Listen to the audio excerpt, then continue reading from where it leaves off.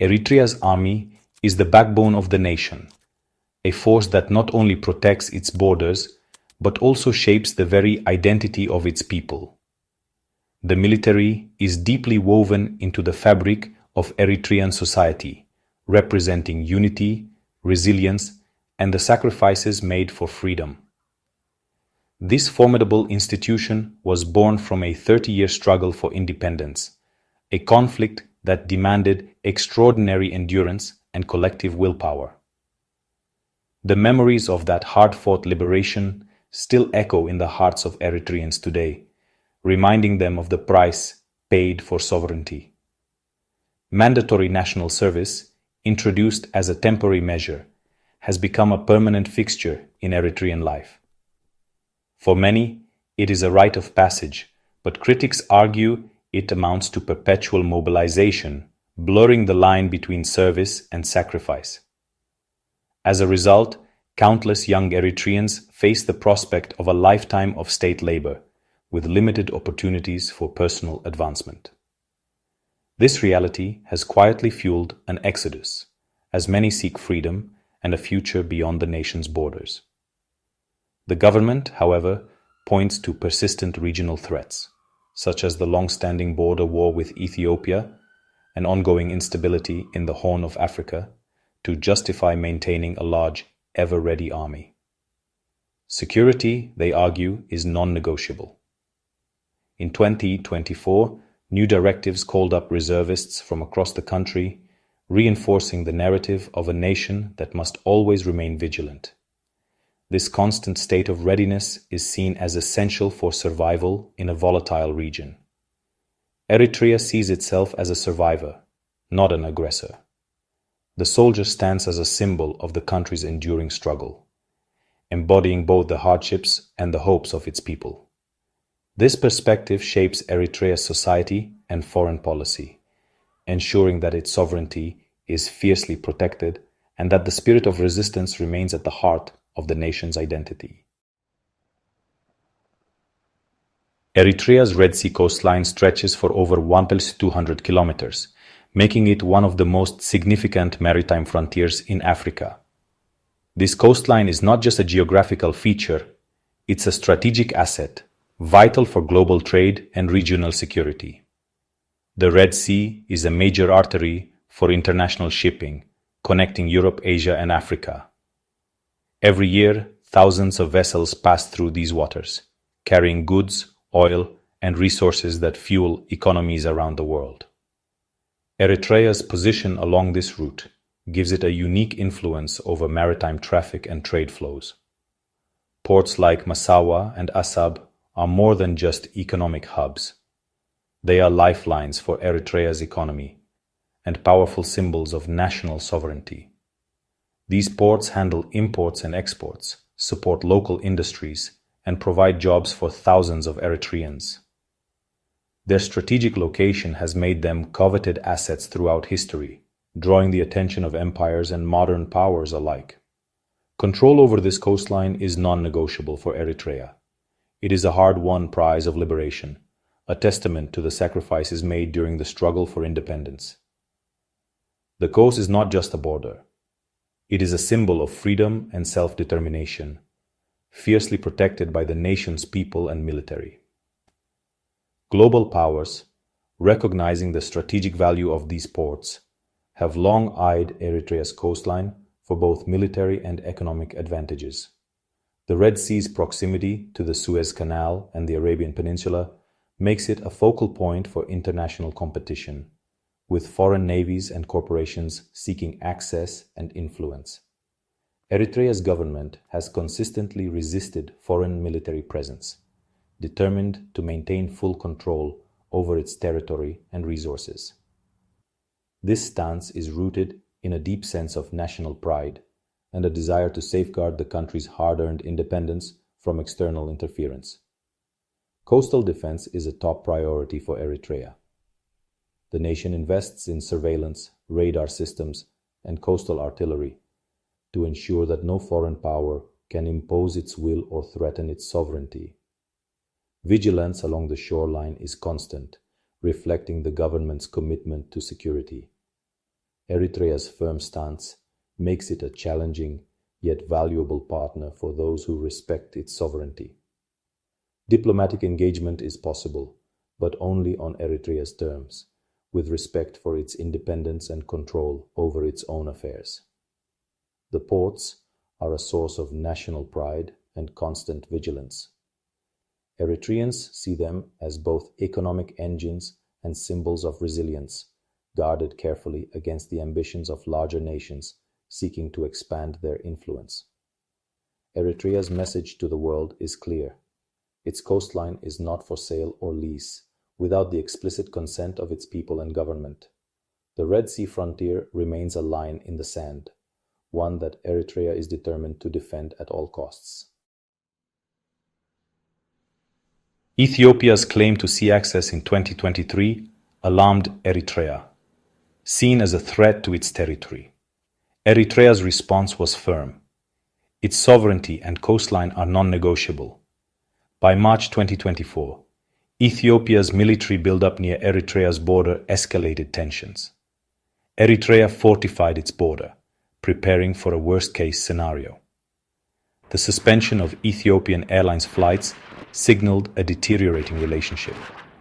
Despite Ethiopia's softened rhetoric, Eritrea viewed the threat as clear. The standoff validated Eritrea's policy of maintaining a large, vigilant army. The border became a tinderbox, where any miscalculation could ignite conflict. Eritrea's military readiness is a deterrent against Ethiopia's ambitions. Eritrea is quietly modernizing its military, focusing on technology over size. Upgrades include air defense, communications, and coastal artillery. Reports suggest acquisitions from Russia and Iran, enhancing surveillance and missile capabilities. The strategy is to make invasion costly, leveraging technology over numbers. Eritrea's secretive nature keeps its true strength ambiguous, a strategic advantage. This modernization ensures Eritrea's military might is ready to defend its sovereignty. Eritrea is reinforcing its defenses by going underground, a strategy from its independence war. Construction of underground bunkers and storage facilities is underway. These structures protect assets from aerial and missile strikes. The strategy ensures resilience, allowing continued defense even if surface bases are destroyed. Eritrea's mastery of subterranean warfare is being revived for modern threats. The secrecy of these projects creates a dilemma for potential aggressors. Hidden bunkers add a layer of deterrence, making Eritrea a formidable target. Eritrea is prepared to endure hardship to defend its homeland. The cost of attacking Eritrea is unpredictably high, deterring potential threats. Eritrea's recent military maneuvers are deeply connected to the rapidly changing political landscape of the Horn of Africa. In this region, alliances are rarely static, and every move is watched closely by neighboring states and international observers alike. The Horn has long been a crossroads of competing interests, where history, geography, and ambition collide. Ethiopia's controversial port deal with Somaliland sparked outrage in Somalia, which saw the agreement as a threat to its sovereignty. This diplomatic rift pushed Somalia and Eritrea closer together, forging a new alliance based on shared concerns over Ethiopia's growing influence and ambitions in the region. At the same time, Eritrea has strengthened its ties with Egypt, a powerful regional player. This partnership is partly aimed at counterbalancing Ethiopia, especially regarding disputes over the Nile and regional security. Egypt's support gives Eritrea a valuable ally, with significant diplomatic and military weight. As a result, two main blocs are emerging in the Horn of Africa, each vying for influence and security.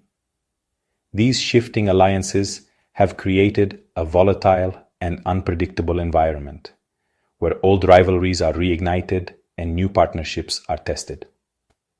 Eritrea's new partnerships have enhanced its diplomatic leverage, giving it a stronger voice in regional affairs and improving its security posture.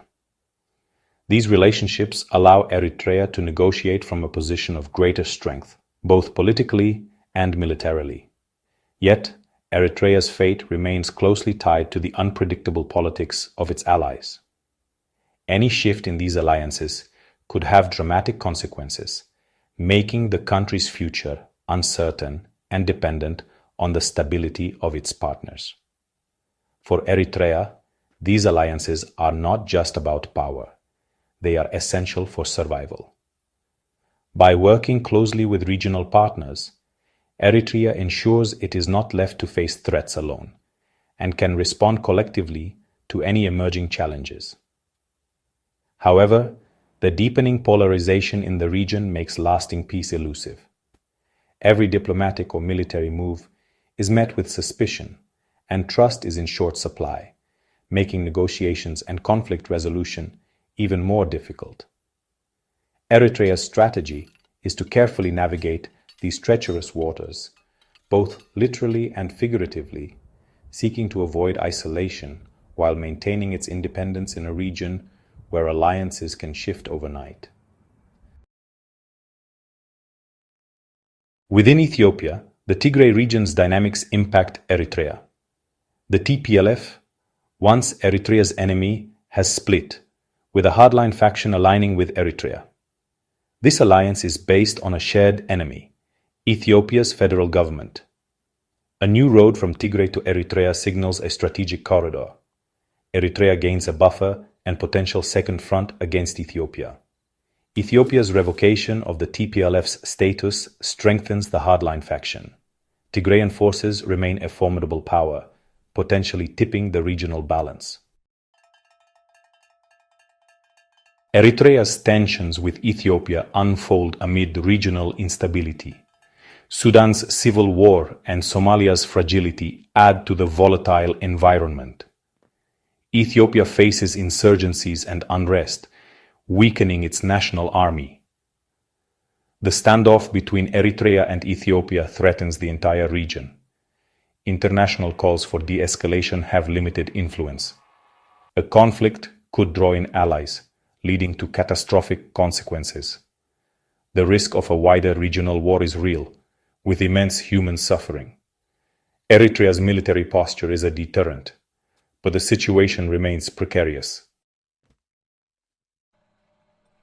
Eritrea's actions are a strategic survival plan, not a desire for war. Its military readiness sends a multifaceted message to different audiences. To its people, it's a call for unity and sacrifice against external threats. To Ethiopia, it's a warning.